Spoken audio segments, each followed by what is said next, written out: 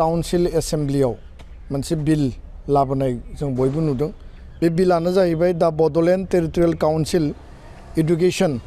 प्रभिन्सियलाइजेशन of services and reorganisation of educational institution bill 2025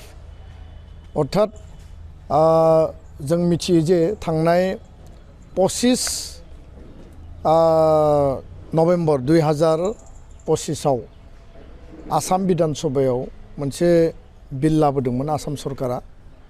जे आसामाव थानाय जेसेबां भेन्सार इन्स्टिट्यूशन दं जेसेबां स्कुल दङ बेखौ प्रभिन्सियलाइज खालामनायनि थाखाय आसामनि सिङाव मोनसे बिल लाबोदों आरो बे बिलनि गेजेरजों आसामाव थानाय गासै जोंनि एलपिनिफ्राय कलेजसिम जेसेबां भेन्सार इन्स्टिट्यूशन दङ बा स्कुल कलेज दङ बेखौ प्रभिन्सियलाइज खालामनांगौ दा बे बेलायाव मोनसे हाउसाव स्पष्ट जेला कुइसन आवाराव सोंनाय जादोंमोन बे बिलनि सायाव आसामनि सोलोंथाइ मन्थ्रि डक्टर रनज पेगुआ क्लियारलि बुंदोंमोन जे 6 शेड्यूल जि काउन्सिल दङ बे 6 शेड्यूल काउन्सिलनिखौ जिहेतु एडुकेशन डिपार्टमेन्टआ ट्रान्सफार्ड साबजेक्ट बेखायनो 6 शेड्यूल काउन्सिलनिखौ गावबा गाव बानायनानै लाबोनांगौ आरो आसाम गभर्नमेन्टआ बिनि सायाव गासै नायबिजिरनानै बिनि एप्रुभेलखौ होगोन दा थिग बेबायदिनो बिटिसि बा बिटिआरनि जेला कुइसना फैयो बे समावनो बिटिसि आरो काउन्सिला बिटिआर एरियानि सिङाव थानाय स्कुल कलेजनि थाखाय आलादायै बिल लाबोनांगौ होननानै बुंनाय जादोंमोन बेबायदियै दिनै गोलाव समनि उनाव बिटिसि काउन्सिल हाग्रामा महिलारि दैदेननाय आरो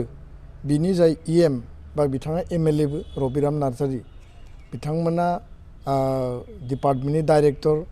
बा डिपार्टमेन्टनि सेक्रेटारि गासैनिबो इनिसिएटिभआव आरो मोनसे कमिटि बानायनानै बिथांमोना बे खामानिखौ मावदोंमोन आरो थांनाय 20 जानुवारियाव क'क्राझार कमार्स कलेजाव बर' थुनलाइ आफादारि एबसुखौ हांख्रायदोंमोन जिहेतु बियो बिटिआर एकर्डनि बर' गोजोन गोरोबथानि 6.3 बेयाव स्कुल प्रभिन्सियलाइजेशन मेटारा रोखायै लिरनाय दङ आरो बे बाथ्राखौ लानानै 2020 नि उनाव आसामनि गिबि मन्थ्रि डक्टर हिमन्त बिश्व शर्मा सोलोंथाइ मन्थ्रि डक्टर रनज पेगुखौ जों खावलायबोदोंमोन आरो मोनसे इमिडियेट एरेन्जमेन्ट हिसाबै 10टा कलेज प्रभिन्सियलाइजेशननि खामानिखौबो गेजेराव मावनाय जादोंमोन दा नैबे जि प्रभिन्सियलाइजेशन एक्ट जिखौ दिनै बिलखौ इन्ट्रडिउस खालामबाय आरो बेखौ स्टेटआव फाथायहरनांगौनि थाखाय हाउसआ एप्रुभ खालामबाय बिनि गेजेरजों गासै जोंनि स्कुल कलेज प्रभिन्सियलाइजेशननि मोनसे लामाया गेवबाय आरो कमार्स कलेजाव लिंनायाव जोङो गासै खोथाखौ रोखा रोखा बुंदोंमोन जि खोथाया दिनै बे बिलाव बेरखांदों आरो जों हास्थायगोन जे जोंनि ओनसोलाव थांनाय 34 इयार्स एबसुनि आन्दलन बिएलटि आन्दलन एनडिबि आन्दलनाव स्कुल कलेजनि अबस्थाया मोजां नङामोन हायार इडुकेशन इन्स्टिट्यूशन कलेज बेयाव गोदानैसो गायसननाय जादों दा 1/1/2006 खौ लायोब्ला जोंनि ओनसोलनि गोबां स्कुल कलेजा थालाङो आरो एनरलमेन्टनि बेलायावबो गोबां थालाङो पारमिशन रिकगनिशन आरो ओरै जि जोंहा कनकारेन्सनि बाथ्रा दा बेखायनो माखासे रिलेक्सेसन माखासे कनसिडारेशननि मेटारखौ जोङो आसाम सरकारखौ बुंनाय जादोंमोन गिबि मन्थ्रि आरो सोलोंथाइ मन्थ्रिखौ आरो नैबे बिलाव जोङो जाय सोलोंथाइनि बिफाननि इएम रबिराम नार्जारिजों रायलायनानै डिपार्टमेन्टनि अफिसारफोरजों रायलायनानै माखासे रिलेक्सेसनखौ लाखिनांगौ होननानै जोङो बुंनाय बायदियै दिनै बे बिलाव जोङो बेखौ नुनो मोनदों थारैनो आं बेनि थाखाय काउन्सिलनि चिफ हाग्रामा महिलारि आरो काउन्सिलनि इएम रबिराम नार्जारि धन्यबाद बावगोन आरो बेयाव इउपिपिएल दोलो रुलिंआव बिपिएफ दोलो आरो बिजेपि दोलो मोनथाम दोलोनि जिहेतु बेयाव सोद्रोमाफोर दं हाउसआव 40 जन बयबो कनसेन्सासै पजिटिभ मोनसे नोट होनानै दिनै बे बिलखौ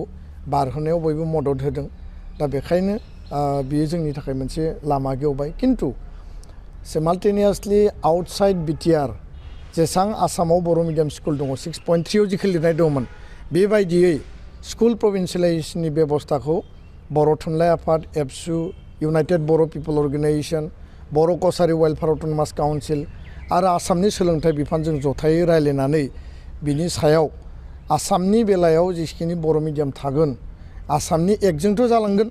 किन्तु जायफोरा जाया बिनि थाखाय बर' कसारि काउन्सिलखौ आलादायै मोनसे मेकानिजम बानायनायनि खोथा रायलायदों फारसेथिं कार्बि आंलं अट'नमास काउन्सिलनि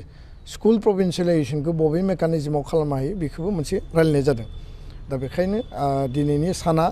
जोंनि गोलाव समनि भेन्सार स्कुलनि जेंनाखौ फोजोबनायनि मोनसे लामा बा दरजाया गेंबाय आं बेखौ सानो आरो जोङो बे बिथिङाव नांथाबबाय थानाय हिसाबै गोख्रै स्कुल प्रभिन्सियेलाइजेसन आरो जोंनि जेंना सुस्रांनायखौ जोङो हास्थायो